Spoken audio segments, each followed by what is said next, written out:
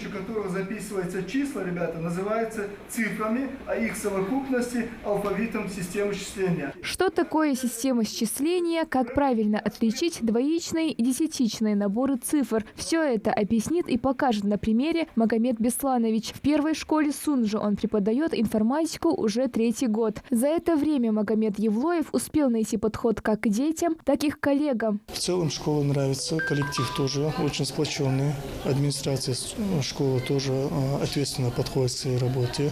Условия для работы учителя информатики в школе все необходимые есть, компьютерный класс полностью оборудован. До этого Магомед Евлоев обучал информатике учащихся гимназии сельского поселения Алиюрт. Сюда перевелся после того, как стал одним из победителей программы «Земский учитель» в 2020 году. К участию подтолкнула коллега. Суть проекта в том, что молодой специалист устраивается в сельскую или городскую школу на 5 лет. За это он получает вознаграждение в размере 1 миллиона рублей. Теперь Магомеду Евлоеву осталось отработать в первой школе Сунжи еще 2 года. Но это только в радость, признается Магомед. Главное – поладить с учениками и применять правильный метод обучения. Именно эту школу почему я выбрал? Потому что вакантное место на учителя информатики выставили руководство этой школы. И ездить удобнее было, чем другие школы. Конечно, детей в классе бывает много, и каждому ребенку нужен свой подход. Они разные, соответственно.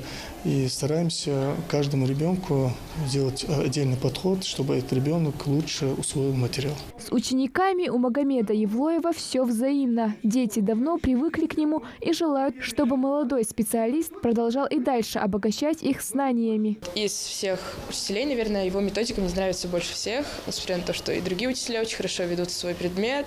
Каждая тема мне бывает понятна, а также очень интересно находиться на уроке, и ты почти не устаешь.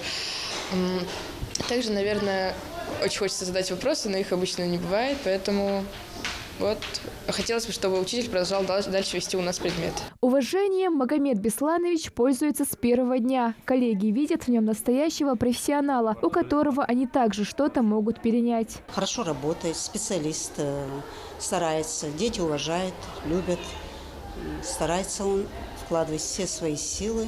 Программа «Земский учитель» реализуется с 2020 года. За это время в Ингушетии победителями конкурса становились 14 педагогов. Участие в программе позволяет учителям не только получить денежное вознаграждение, но и улучшить навыки преподавания. Малика Измайлова, Хамзат Халухоев. Новости 24.